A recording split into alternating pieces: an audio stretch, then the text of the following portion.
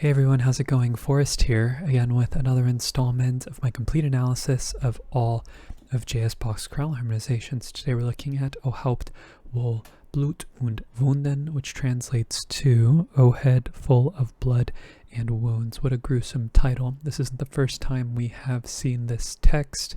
We've seen it a number of times recently because we've been looking at the St. Matthew Passion, or at least finishing up the St. Matthew Passion. I had looked at a couple of select chorales from the work earlier in the series when I was not doing them in the order of the BWV numbers, but here we are looking at the last chorale of the work, and a very interesting chorale at that. There's lots to talk about, especially during this cadence right here. What a wacky cadence.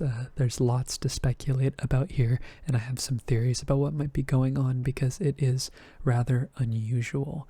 All this chromaticism, I had to triple check to make sure that all of the notes were correct, and they are. I had to make sure, especially because of all of the chromaticism in this particular movement. But here we are, a hyperchromatic chorale by Bach standards. We're just going to hop right into the analysis because I anticipate this video is going to be on the longer side. No key signature. We start on A minor. We end on E major. I would generally think we were in the key of A minor, but I'm convinced that we are actually starting in the key of C, and this A minor chord is a 6th chord with a passing 7th in the bass. We also have F, A, C, and A on the next beat. That's F major in root position, which is our 4 chord. Then we have some passing tones going on as well. F, B, D, and A. This is B minor 7 flat 5 over F, which is 7, 4, 3. 4 going to 7, probably the most common subdivided chord progression we see Bach use in the chorales, and we typically would see a tonic triad on the other side, E, C, E, and G, and that's exactly what we see, C major. We then have D, D, A, and F. You might be tempted to call this a D minor chord in root position, but I'm inclined to think that this A is an accented non-chord tone, and this is also a 1/6 chord. Apologies for not notating that the first time, but this is actually, I believe, B, D, and F, which is B diminished, or 7/6. You could say that this is 2 going to 7. You could say that this is a 2 chord. I feel like this is a 7 chord. That's just the way that I hear it. And then we have a tonic triad, C, G, C, and E, which is our tonic. Our tonic triad, of course, it's our tonic. Our tonic is C major, 1/6, 7/6 going to 1. It's one of the most common progressions in all of the chorales. Then we get our first bout of chromaticism. We have F sharp, A, C, and D. That is D7 over F sharp, which is 5, 6, 5, 5. D is the dominant of G, and G is our 5 chord. Then we have G, G, B, and D. G major, our dominant. And then we cadence on C major, C, G, C, and E, which is our tonic triad, making this an imperfect authentic cadence because the melody doesn't have the tonic in it. For being extra specific, it's an imperfect authentic cadence, but authentic cadence is sufficient as well. Alright, our next phrase ends in a perfect authentic cadence in the key of A minor, and I think we modulate straight away. I'm going to analyze this as a common chord modulation. This C major chord is now our 3 chord. You could also analyze this as a direct modulation where we are starting abruptly on A minor. Depends on how you want to analyze it. I think both are valid. We then have G sharp, B, E, and B. That's E major over G sharp, which is 5, 6. And then we have A minor, A, E, and C. We do see Bach use 3 as a predominant from time to time. It's not the most common predominant, but we do see it, even though the chord is mostly common tones with 5, 3, and 5.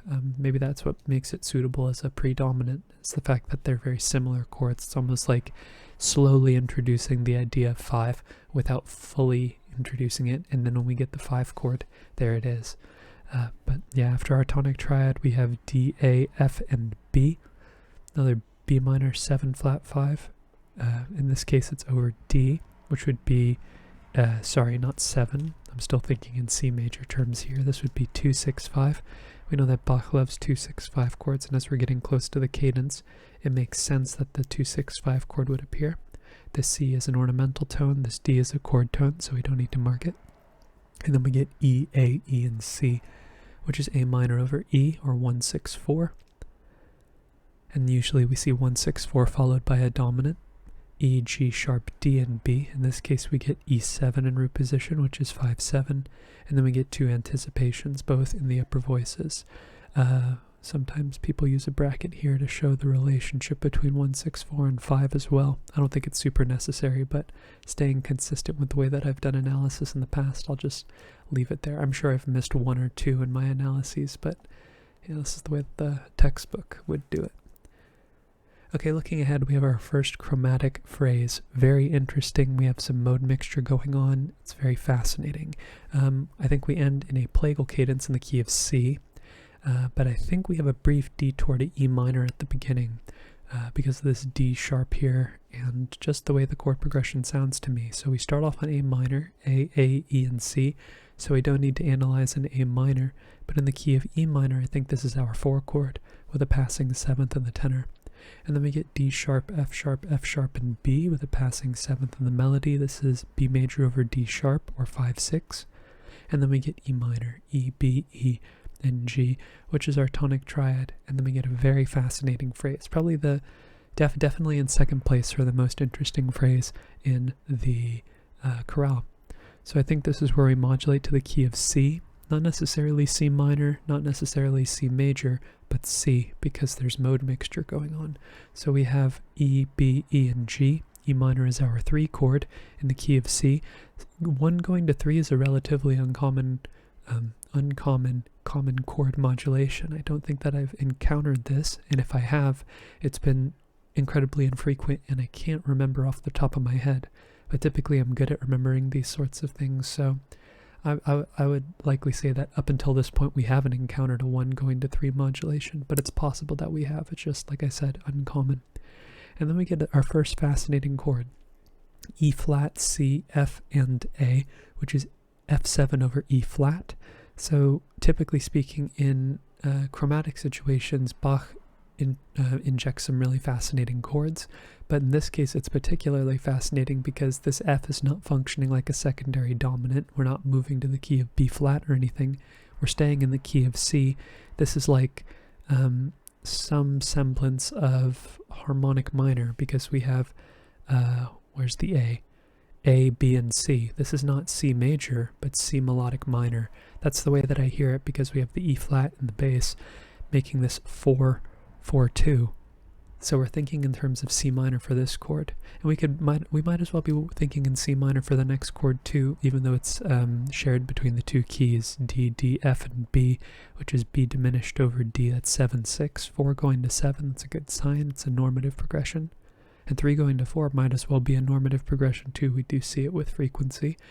And then we get E, C, G, and C, which is our tonic triad in root position. This C is quickly cut off with a B flat, like descending natural minor here in the tenor, but I think this B flat's an accented non-chord tone, and it turns into a suspension on this beat as well, 4-3 suspension over the bass.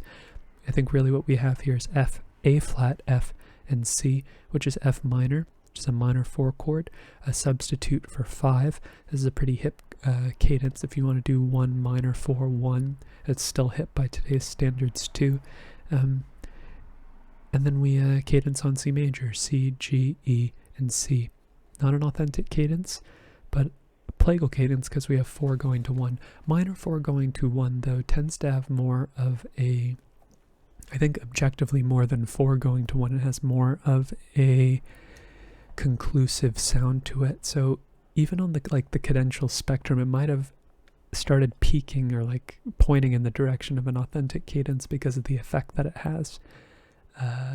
Because this A flat right here, I remember reading something about negative harmony and how the minor 4 is a substitute for 5 across some sort of axial relationship, but I think that's beyond the purview of Bach. I think really the way that I see minor 4 cadences are, we have 2 tendency tones in the chord and 1 shared tone, right? We have this F right here, wants to resolve down to E. They're a half step apart, therefore they have a closer relationship with one another just in terms of proximity. And then we have A flat going to G. A flat is another tendency tone. It's the flat 6th of the scale, and it wants to go to 5. This is exclusive to minor because it's diatonic to the minor scale, but here we have Bach borrowing it and injecting it into a major context. So that's how I've always looked at 4-1 cadences, because the minor 4 chord and the 1 chord are closer to one another than the major 4 and the 1 chord because of that A flat. So that's why I think it has more of an authentic feel, because A flat and F are both tendency tones. Neither of them are leading tones, but they are tendency tones. So that's how I've always looked at that cadence. All right, looking ahead. Sorry, that was a lot to talk about, but we're looking ahead to a phrase that ends in a half cadence in the key of D minor. And we start off with C major, C, C, E, and G, with the passing 7th in the... sorry, I lost my train of thought there. Oh yes, in the tenor. Oh, I forget what it's called. And I just want to double check something real quick. We still have the B flat going on here, so we might want to call this a 1 chord, but instead I think actually what's happening here is we're getting 5. Let me go ahead and erase that one. I wrote it too high. 5 of 4.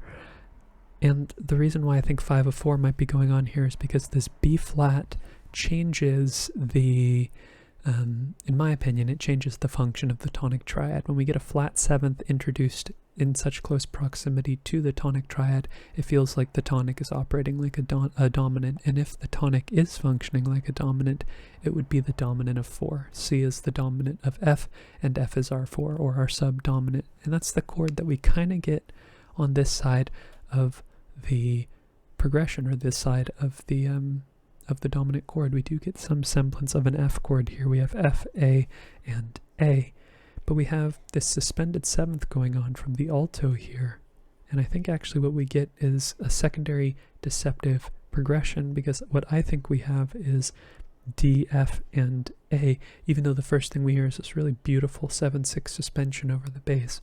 And you could analyze this as a 4-7 chord. I think that's totally accurate, but I think I'm erring more so on the side of this being a 2-6 chord, because this E feels like it's being suspended and this D becomes the object of interest. And when D gets introduced to this chord, it turns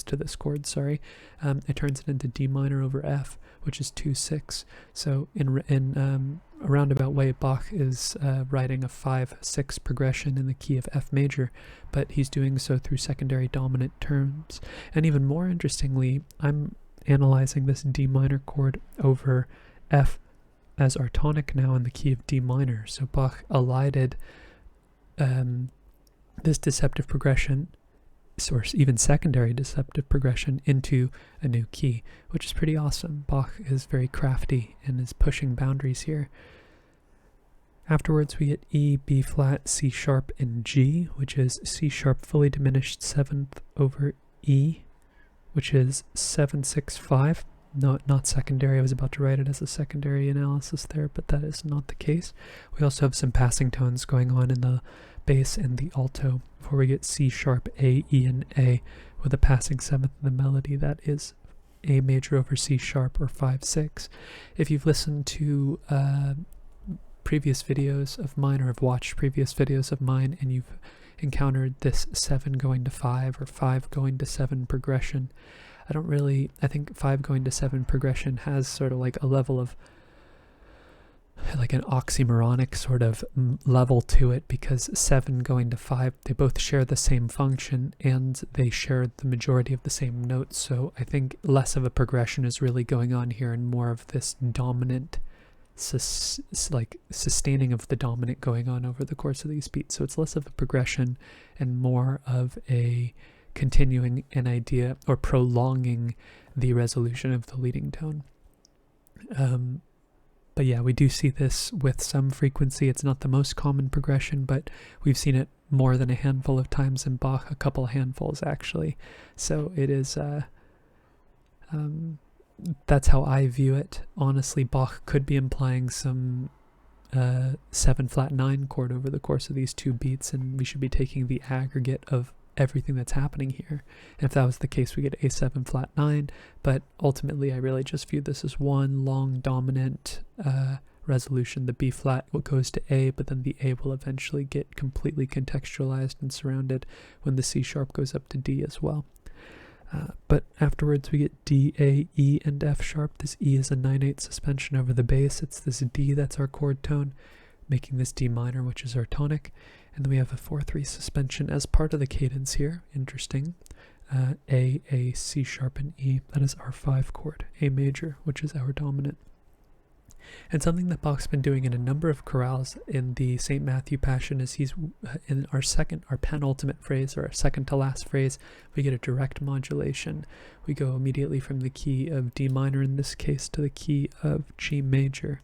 We get this juxtaposition of D minor followed by a chord that has D major as its foundation, D7 over F sharp, D, A, and C, which in the key of G major is 5, 6, 5. And that goes to 1, G, D, G, and B, which is G major. We have some passing tones in the outer voices before we get B, D, G, and D. And that's just taking our G major chord and putting it in first inversion. However, I am seeing something here that is changing my analysis. Sorry for the pause there. This E is a non-chord tone. This is not an F sharp like we had here. This is an F natural. So even though we might be tempted to call this a 1/6 chord, I think actually, I'm going to make the same mistake I made earlier. Even though we're tempted to call this a 1/6 chord, I think actually what's happening is we are getting 5/6 of 4, because this F is a flatted 7th. We don't have F sharp here. I'm looking at the text version right here as well, and I'm not seeing an F sharp, but we do get F sharps in the bass. So I'm pretty certain we're in the key of a G major here, but this F natural makes me feel like we're going to get a 4 chord afterwards, which in fact we do. We get E, E, G, and C, which is C major over E, or 4/6. And to even further the progression, Bach subdivides the beat and gives us F sharp, E, A, and C, which is F sharp minor 7 flat 5, or 7/7, and then we get G major, G, D, B, G, D, B, and B, which is our tonic triad, and this G is a chord tone, so we don't need to mark it. So there is definitely some similarities going on between the first phrase and the second phrase. Wait, no, there's some similarities going on between... Am I crazy? I feel like we've seen this before. I do this like in every single video where I feel like I saw something earlier in the chorale, and it's probably just me having had analyzed it just a few minutes ago. But yes, 5/6 of 4 going to 4. Bach subdivides the 4 of this beat right here and uses a 4/7 progression like we saw earlier, and then we go to 1, and then we get some secondary dominance going on as a predominant chord, C sharp, E, G, and A. That is A7 over C sharp, or 5, 6, 5 of 5, because A is the dominant of D, and D is our dominant. And then we get D major, D, D, F sharp, and A, which is our 5 chord in root position, D major. And then our imperfect authentic cadence. I think this is the reason why I was likening this to the first phrase, because our cadence, actually everything leading up to the cadence, is pretty accurate too. We have a 7 chord followed by, and a 7th chord here. And then we have it followed by a 1 chord. 1 chord here, 5, 6, 5 of 5, 5, and then 1. And then this 1 chord, G major, turns into 5 in the key of C. Because when we cadence in the key of the dominant, something that Bach often does is recontextualizes the dominant recontextualizes the tonic as the dominant in our tonic key, just like he's doing right here. 1 turns into 5. And then it goes to a 1 chord, C, G, C, and E, C major. Now this phrase right here is incredibly fascinating. I do not know how to make heads or tails of it, but I am going to talk you through my process, and hopefully you're able to come to your own conclusions about it or agree with what I'm saying, because I think anyone's guess is as good as mine at this point. But we'll talk about context and how to analyze these B flats by surrounding the chords and seeing what the likely trajectories are. But the first 3 chords in the phrase are straightforward. We have C major, we have G7 over B, B, G, D, and B, which is 5, 6, 5. And then we have C major again, C, G, C, and E, which is our tonic triad. Now, before I analyze anything here, let's take a look at these B flats, and let's actually skip ahead a bit. Sometimes when I'm stuck with my analysis, I either analyze backwards from a point that I know, or skip ahead and come back to the chords later.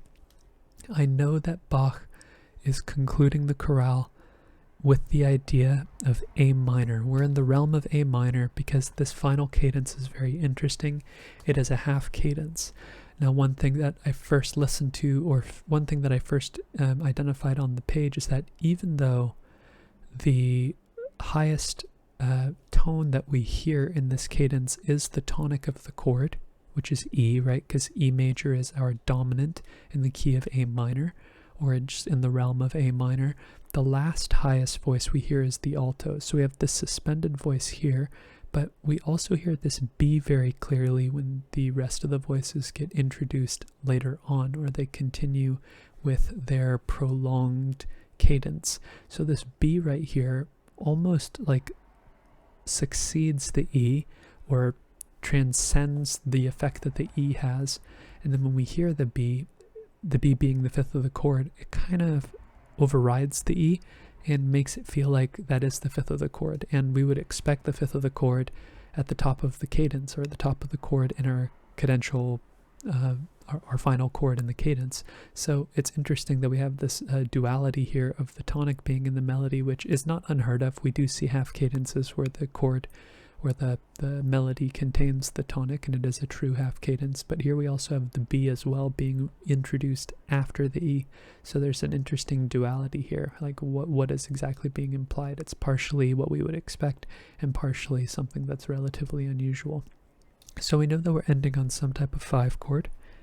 We know that we have A, A, C, and E, which is our tonic triad. And then we know we have G sharp, B, D, and E, which is E7 over G sharp. That's 5, 6, 5. But that leaves 2 chords here. What exactly is going on? So if you listen to this melody, I think that there are 2 conclusions that you could come to, or at least there were 2 conclusions that I came to. My first suspicion was that we were in C mixolydian, and this B flat was just a flatted 7th, and that's what was happening. That's just what it sounded like to me. I'm just trusting my ear. It didn't necessarily need to make sense. It was just what I heard, and this flatted 7th did not impact the fact that C still felt like our local tonic here. C was still the object. But then what derailed that line of thought was the fact that we cadence on E major. Is this some type of false cadence? Is this some type of secondary half cadence where we're cadencing on E major even though C is still our tonic? I don't think so. I think actually we're moving to the key, or not even necessarily the key. We are seeing a melody in the A Phrygian mode, and we're just getting some interesting chromaticism to boot. So the A Phrygian mode makes use of the natural A minor scale, but we substitute B natural for B flat, creating a half step between the root, or I guess the tonic or the final of the mode, and the second scale degree. It's the only major or minor sounding mode that has a half step between the final, or the tonic of the mode, and the second scale degree. And this has that profile. We have C going to B flat, going to A, going to G. We have G going to A, going to B flat here, which is unusual. We did have a chorale very early in the series that was in the Phrygian mode, which I do want to go back and look at now that I have more experience with Bach and I'm less intimidated with the material. But for now, we are seeing, I think we're very clearly seeing some modality here, because I just don't foresee this being in the key of F major. It just does not sound right to me to try and force the perspective of F major, which is what adding B flat to a C major pitch collection would do. So I think this C major chord here is introducing some idea of A Phrygian / C mixolydian. Now I'm not 100% certain which one it is. I'm more so of the thought process that we are in the key of A, or really we're in the A Phrygian mode. I guess that's the most accurate way of saying it. We're making use of the A Phrygian mode because modality, especially during Bach's time, not necessarily thought of in the same way that, you could still be in a key but also make use of a mode. like we do in today. I feel like there is some type of separation between the two. Even though we're seeing them used in the same material here, I feel like the language needs to be kept separate for the sake of keeping the analysis somewhat smooth. At least that's how I organize it. Maybe I'm just making that up. But regardless, I think this A major or this C major chord is still our 3 chord, because in the A Phrygian mode, we have our third chord would consist of C, E, and G, no altered tones. It would even have a B flat in it if we continued to spell all the way up the chord. But then afterwards, what's really unusual is we have B flat, G, D, and D. That is G minor over B flat, which in the A Phrygian mode would turn it into a 7/6 chord. Not 7 diminished, but 7 minor. And these A's would be passing tones. I don't think this is implying D minor at all. I mean, maybe you could analyze this as D minor over A, but the reason why I don't think this is D minor is because we don't have any Fs anywhere. It's like Bach purposefully avoided F, except for this F right here, which is on a metrically weak point, despite the fact that I do think that's the chord that's going on, or the chord that's being implied on this particular beat. But I really don't think D minor is an accurate analysis for this, even though we have the majority of the components. The arguably most important tone of the chord is not present. So I do feel like this is some type of 7/6 chord, and even though that's not something that is expected or typical of the chorales or typical of tonal music, here we're seeing it. And then even more interestingly, we have this chord here. We have G, B flat, E, and G. Now this could be E diminished coming after a C, or coming after some type of G minor chord, but I think this E and this E right here is like an accented non-chord tone, and this is still continuing the idea of G minor, just instead it's putting it in root position and adding the 7th, right? We have the F, the D, and the G all going on. It's just this E that I don't feel belongs. That's just my opinion about it. So I think that there's some type of mode going on, and then even more interesting is that the mode turns into like a chromatic line where the B flat is juxtaposed with B natural.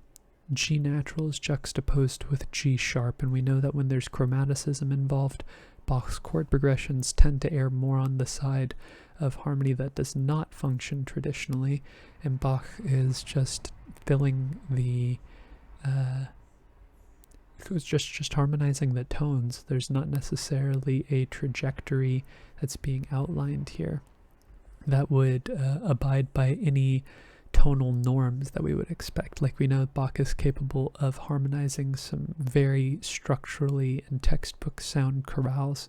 They're beautiful and interesting in their own rights, but these chorales are the ones that make me really excited because, to be honest, I don't know exactly what he was going for here. I think perhaps the text that Bach was setting was particularly gruesome or uncomfortable, and in order to evoke that feeling, Bach needed to introduce B flats. It's really interesting, probably something I should look into if I was going to analyze or research this chorale in more detail. But yeah, we've seen this text a number of times in this particular work in the St. Matthew Passion, and we haven't seen anything like this in any of those harmonizations, so I wonder what makes this one different. But with that being said, that's going to conclude today's analysis with some ambiguity in the last phrase, but some otherwise straightforward analysis. Some really interesting chords going on in this chorale, and honestly a real delight to analyze and to cap off our last analysis of the St. Matthew Passion. Starting tomorrow, we're going to be working on the St. John Passion, which is another exciting leg of the journey. But if you're interested in following me along on this journey to analyze all of Bach's chorale harmonizations, feel free to subscribe to the channel. You could also hit the notification icon. You could like the video if you liked the video, and you'll be notified of when my daily upload goes live. If you like Bach, if you like analysis, you can get both of your fixes here in the same place. There are hundreds of chorales left to analyze, so I would love to have you along on the journey if you'd like to go along with me. But that being said, very fascinating chorale. Very interesting analysis. Really excited for chorales moving forward. Thank you so much for watching the video, and thank you for supporting the channel by doing so. I look forward to tomorrow's analysis, and I hope you take care.